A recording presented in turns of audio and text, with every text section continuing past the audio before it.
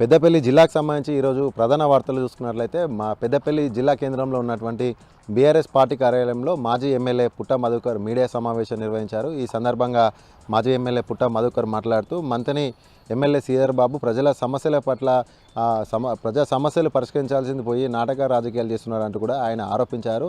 Mancherial Warangal national highway నిర్మాణంలో భాగంగా మంతిలో ఉన్నటువంటి వందలాది ఎకరాలు రైతులు భూములు కోల్పోతుంటే మంతిని ఎమ్మెల్యే శ్రీధర్ బాబు మాత్రం పట్టించుకోవడం లేదంటూ కూడా ఆయన ఆరోపించారు.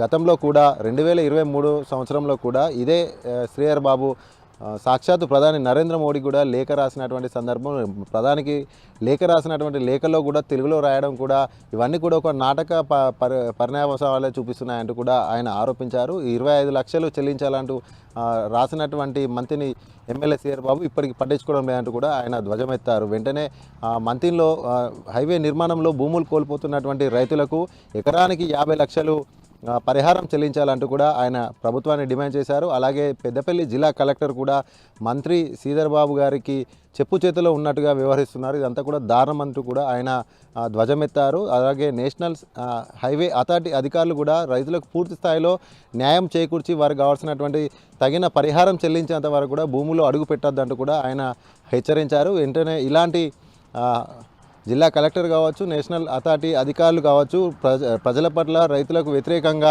నిర్ణయాలు తీసుకుంటే మాత్రం లగచెర్లలో జరిగినటువంటి సంఘటనలు మళ్ళీ పునరావృతం అవుతాయి. ప్రజా ఆగ్రహానికి, రైతుల ఆగ్రహానికి మంత్రులు కావచ్చు, కలెక్టర్లు కావచ్చు, అధికారులు కావచ్చు ఎవరు కూడా లెక్క చేయరు. కాబట్టి వారంతా కూడా ప్రజా ఆగ్రహానికి గురికాక తప్పదు. వెంటనే నష్టపోయినటువంటి రైతులందరికీ కూడా ఎకరానికి 50 లక్షలు పరిహారం చెల్లించాలంటూ కూడా ఆయన డిమాండ్ చేశారు. అలాగే మరొక ప్రధాన వార్త చూసుకున్నట్లయితే పెద్దపల్లి జిల్లాలో ఘోర రైలు ప్రమాదం సంభవించింది. నిన్న అర్ధరాత్రి సమయంలో పెద్దపల్లి నుండి రామగుండం వైపు వెళ్తున్నటువంటి గూడ్స్ రైలు పట్టాలు తప్పింది.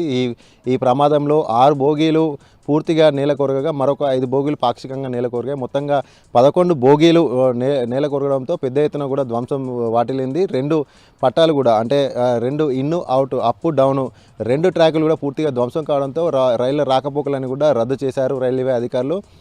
ఇది ప్రధాన రైల్వే రూట్ కావడంతో ఢిల్లీ నుండి చెన్నై వెళ్ళేటువంటి ప్రధాన రైల్వే మార్గం కావడంతో పెద్ద ఎత్తున కూడా రైళ్లన్నీ కూడా రద్దు కావడం జరిగింది. సుమారు 35 రైళ్లను రద్దు చేశారు రైల్వే అధికారులు. 25 రైళ్లను పాక్షికంగా, మిగతా వాటిని కూడా పూర్తిస్థాయిలో రద్దు చేయడం జరిగింది. ప్రయాణికులకు కూడా ప్రత్యామ్నాయ మార్గాలు ఉన్నటువంటి రూట్లలో కూడా అధికారులు అయితే రైళ్ల రూట్లను అయితే మళ్లించడం జరిగింది. వెంటనే సంఘటన స్థలానికి అయితే రైల్వే అధికారులు south central railway GM AK Jain కూడా సంఘటన స్థలానికి చేరుకొని ట్రాక్ పునరుద్ధరణ పనులు వేగంగా చేపట్టడం జరిగింది. ఈరోజు సాయంత్రం వరకు కూడా పనులు కొనసాగుతాయంటూ కూడా ఆయన వెల్లడించారు. వీలైనంత త్వరగా కూడా ఒక ట్రాక్ను పునరుద్ధరించి రైళ్లను మళ్లింపు చేస్తామంటూ కూడా ప్రజలంతా కూడా గమనించాలంటూ కూడా ఆయన వెల్లడించారు.